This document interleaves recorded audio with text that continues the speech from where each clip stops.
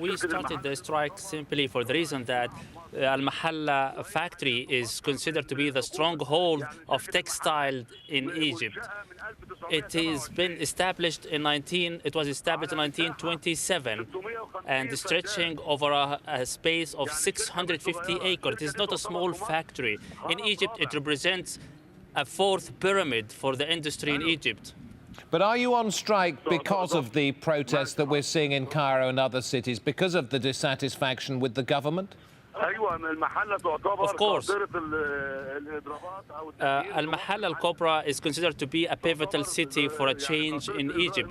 It is also considered the locomotive of movements. For the moment, our factory or our company is suffering losses, and it is also manipulated by a group of corrupt management. In the last strike we staged before, we found out that about almost 1 billion Egyptian pound losses.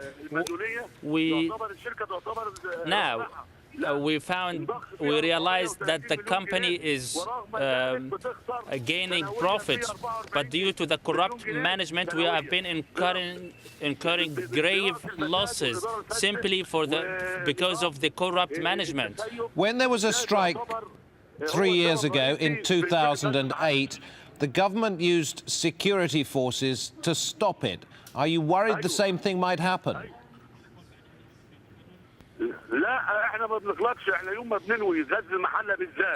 Our factory or our company in particular, when they announce that they're going to go on a strike, the government goes confused, and we realize that they will respond to our demands. Meanwhile, we also support our fellow demonstrators in Tahrir Square for the change of the regime. Thank you very much indeed, Mr. Lakouche. That's Faisal Lakouche, one of those who's decided not to go to work today and strike, withdraw his labour. A lot of people lost their lives in the course of the last 15, 16 days. We had a day of mourning the other day. Now let's join Andrew Simmons, who's been to meet one family that's been devastated by what's happened. Hassan had much to offer the old Egypt, even more to the new one. His desk and books where he left them. A graduate laboratory technician, he taught English in his spare time. Now a martyr in this neighborhood. Mustafa El Sawi was 25 years old. And his brother Ehab, more determined now to spend days and nights in Tahrir Square, despite his injury from a baton round. In the daily throng of protesters, he carries deeper hatred of the regime that killed his unarmed brother. Unlike the peace and calm right now, the scene was one of confrontation. Mustafa was at this precise spot. His friends say he lifted his right forefinger and uttered the Muslim testimony of faith. And it was at that point that automatic gunfire broke out, peppering his chest and his neck.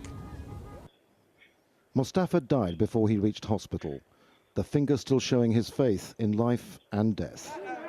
He was killed in the day of rage, Friday, January the 28th. A young man and woman the same age died alongside him. He had told his parents the day before he was going to take to the streets. They had warned him to be careful. All those deaths won't be in vain. My son's death is just one drop in a sea of blood. Mustafa decided to take part in the demonstrations to fight for freedom, justice and pride. The kind of pride that the Egyptian people had forgotten about. He was a very well-mannered boy. He took care of me. He always looked after me and always made sure I took my medicine. Ehab says he's proud of his brother. He's one face in a multitude of people with the same message. We won't leave. To Ehab, his mother and his father, the intelligent young man who was also a gifted singer, died for one cause only: the downfall of Mubarak soon and nothing less. Andrew Simmons, Al Jazeera, Cairo. Not the only one. 3 protesters have died and about 100 have been wounded in clashes with police in the western Egyptian province of New Valley. Anti-Mubarak demonstrations began on Monday night. Several people were injured and were taken to hospital. Reports say it was the first set of serious clashes in the province since the 28th of January, when that day of rage, which Andrew referred to, was observed.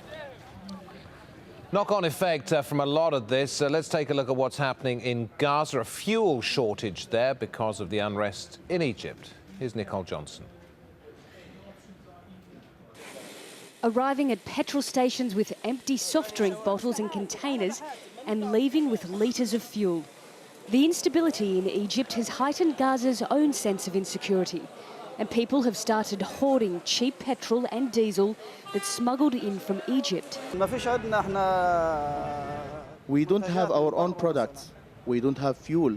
We are under occupation. We are besieged from everywhere. So, thanks to Egypt, we can at least smuggle in fuel from the tunnels. Almost everyone in Gaza buys Egyptian fuel because it's a third of the price of Israeli fuel. But in the early days of Egypt's crisis, the petrol smuggling trade ground to a halt and fuel stations closed. First of all, what happened in Egypt affect Gaza direct.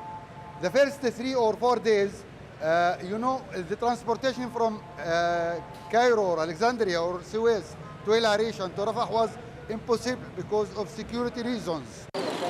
Petrol smugglers say they are now back in business, and they hope Egypt's problems won't disrupt the cross-border trade. The 3 fuel supply tunnels in Rafah stopped for almost a week since the instability in Egypt started. We have only 1 tunnel. Our supply has now started again. We smuggle between 80 and 100,000 litres per day. The smuggled fuel ends up in one of these containers very close to the border. We're only about 100 metres from Egypt. Now you can see from here it's piped into tankers, and these tankers transport the fuel all over Gaza. Despite this, people in Gaza are still worrying about the situation in Egypt and their dependence on its fuel. Our people in Gaza have the mentality of the crisis all the time. They're fearing from any crisis. They think if the matters in Egypt going more hot, maybe the border will be closed. Trade and tunnels connect Gaza to Egypt. And while the fuel may be flowing now, people are not taking the risk of it running out. Nicole Johnston, Al Jazeera, Gaza.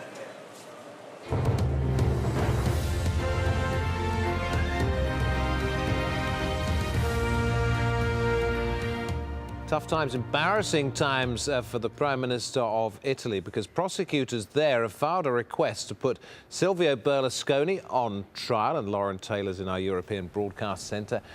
Tell us what's going on. Thanks very much, David. Yes, lawyers say that they have enough evidence to try Berlusconi on charges of abuse of power and having sex with an underage escort. But in a news conference on Wednesday, Berlusconi called the accusations disgusting and disgraceful and said that it's a bid to topple his government. Lawrence Lee reports.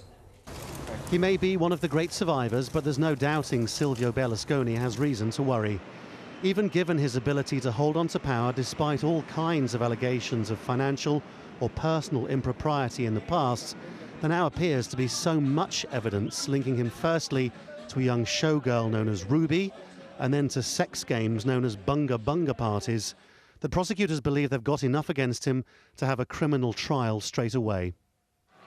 Like everything to do with Berlusconi, this case has split Italy, this time apparently with the young saying he deserves everything he gets, but older people prepared to forgive the aging politician.